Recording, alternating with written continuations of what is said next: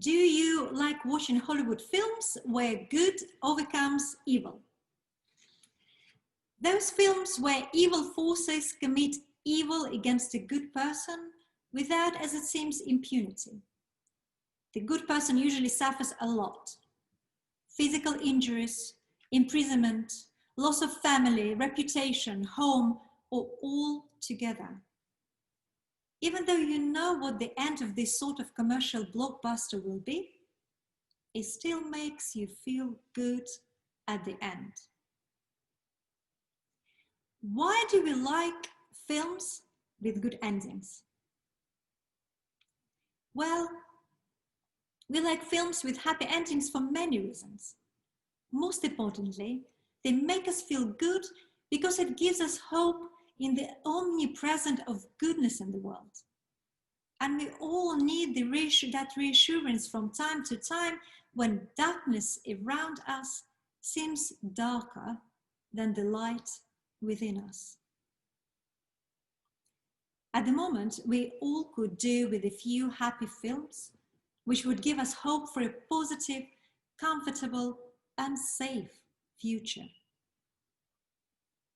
The reason we are not sure about our future because the news gives us little hope.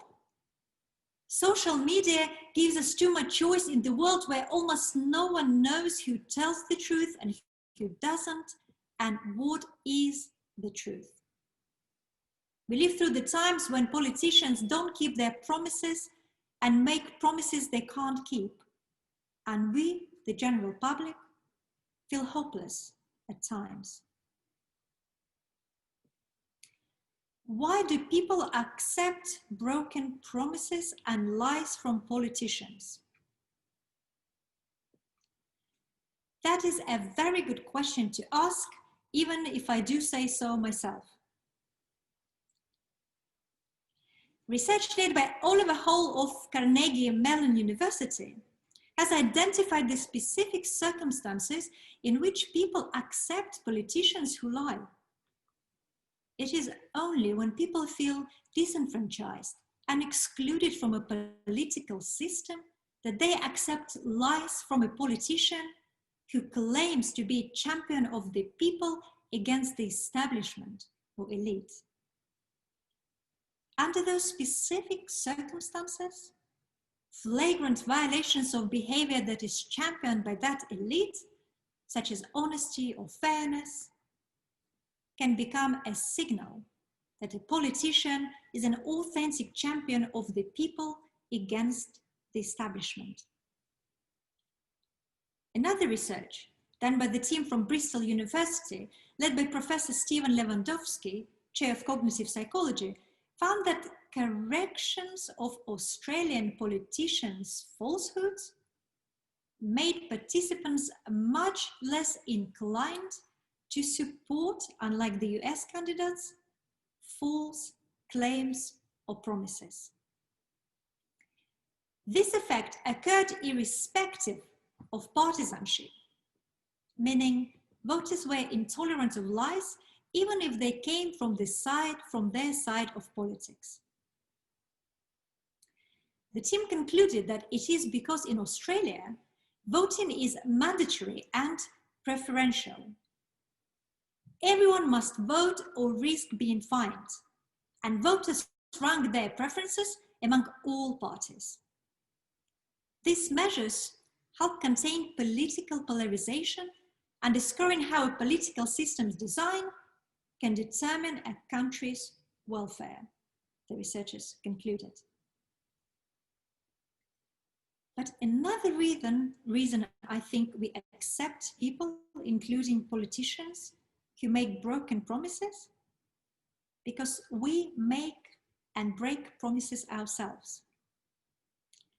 It is in our human nature to make mistakes. Some of them were innocent, like promising our friends to come to their party and not being able to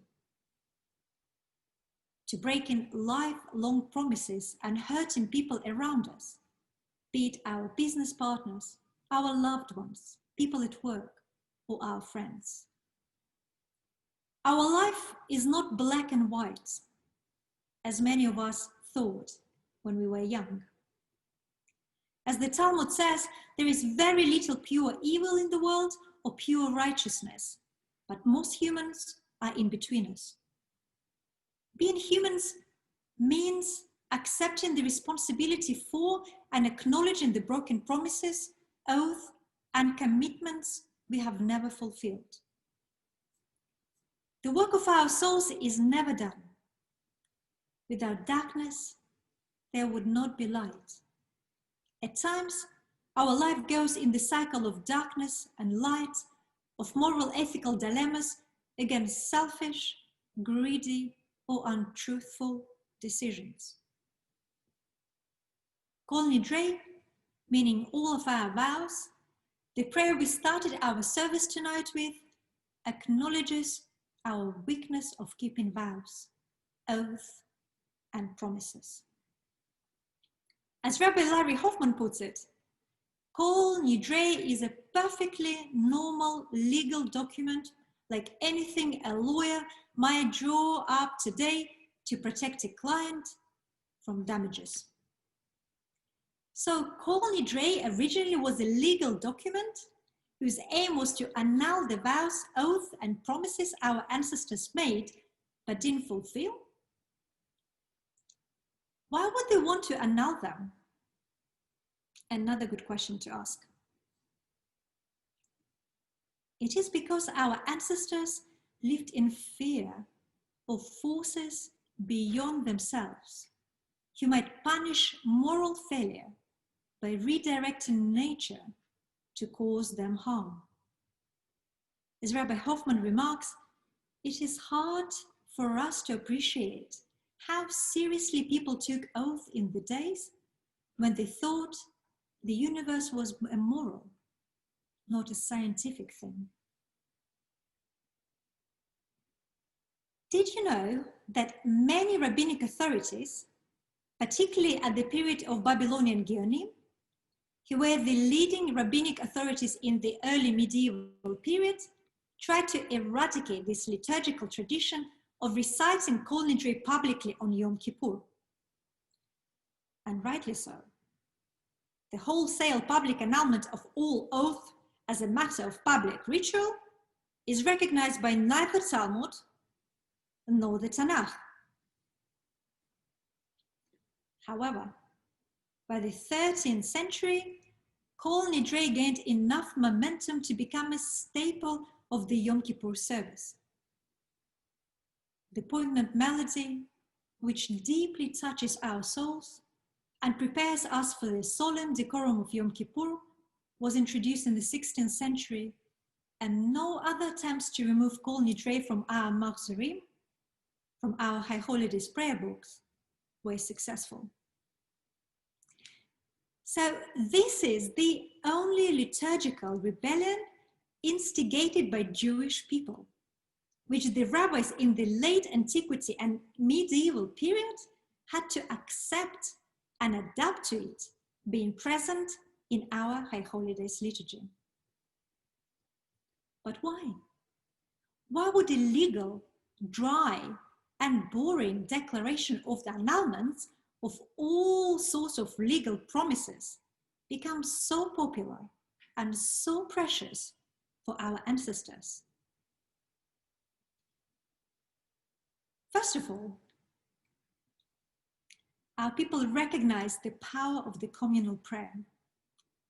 They acknowledged the universal weakness of human spirit and accepted the responsibility for each other when it came to times like this, to times when we have to humble our spirit and repent.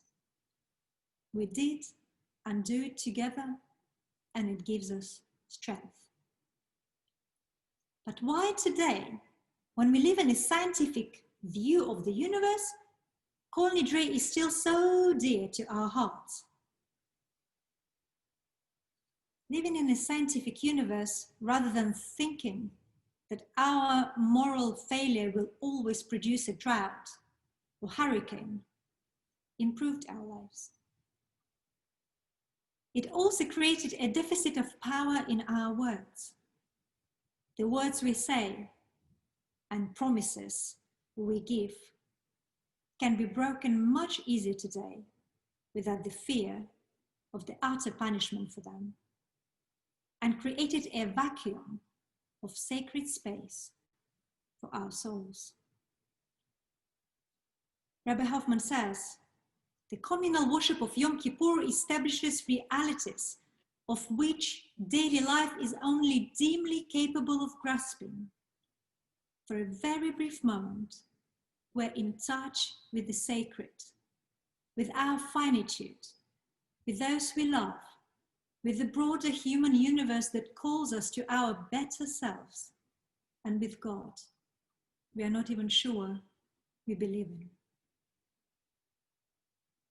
Once a year we come together as individuals and as a community to accept our moral failures together and recognize the power of our words over each other. One of the most important lessons for us to learn from the history of Kol Nidre prayer is that the people can make a difference when they're united and strongly believe in something. It means that if people are united, they can stand together against damaged political systems and work towards repairing them too. We're here tonight to share our weaknesses and recognize our failures. Without admitting our own mistakes, we cannot help others or make them accountable for their broken promises and the words they spoke to use and abuse others. We're here tonight to start our journey from darkness to light through the strengths of our spirits and our unity, which connects us to the universe and each other. Repent well, and I will see you on the other end when we will rise like a phoenix from the depth of our weakness and darkness to our strength and light, to face whatever challenges and tests life will throw at us as individuals, families, and communities. Tzom Kal v'Teshuva Tova.